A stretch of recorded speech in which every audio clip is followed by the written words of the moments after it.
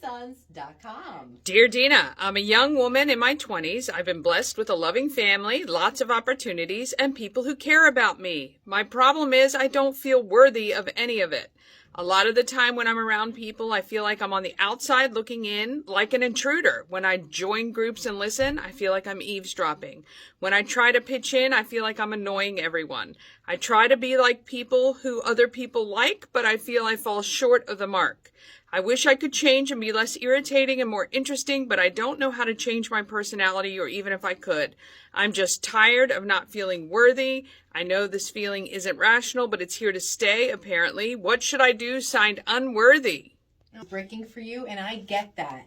That is a core issue for myself, and I just did a little digging because I thought I'm not equipped to answer something like this. So, because I'm not a doctor, but I can share life experience with you. And I can tell you there's a difference between low confidence and self-worth.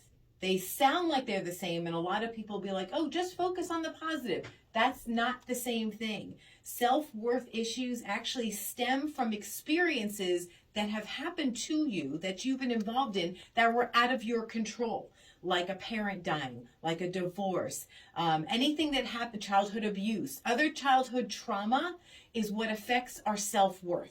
So identifying that as the reason is helpful, because then you're like, okay, now I know the culprit. How do we tackle that?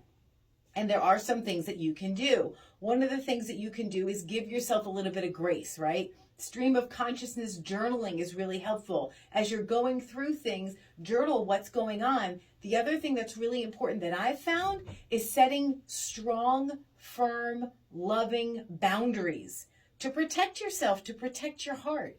And that will all help kind of reinforce that, okay, you are not those experiences. They happened to you. You know what I mean? So to be able to separate that, and let's face it, I'm a huge fan of professional help. Huge fan of it. It is so okay for you to seek professional help. It is not, that is not a knock against your self-worth. No. You know what I mean? Right. So that's my advice to you. We love you. I love you. Danny loves you. I know I'm speaking for you. That's but fine. I know it's all that, good. you know, we have nothing but love for you here. And your self-worth is not your fault. Yeah. It's things that happened, and as a result of those things, now you're feeling yucky. Yeah. Anyway. Yeah. Well, and look, I mean this a lot. Like, your 20s are a time of unsuredness, right? And you have a whole lifetime ahead of you. Getting ahead of it now is a good thing. And I agree, maybe seeking some help professionally. Just journaling has helped me since I was 16. I've been journaling, still do it today. Sure. It really helps to put things on paper. Don't try to change yourself. Exactly. There's nothing wrong with you. 100%. There is nothing wrong with you. You are not broken. But, you know, and I'm... well, I mean, you might be broken. We're all broken. We're all broken. Yeah. So, look, things will get better. I promise. But do a little bit of digging on yourself, and I think you'll find that you're a pretty great person. Yeah, low self-worth.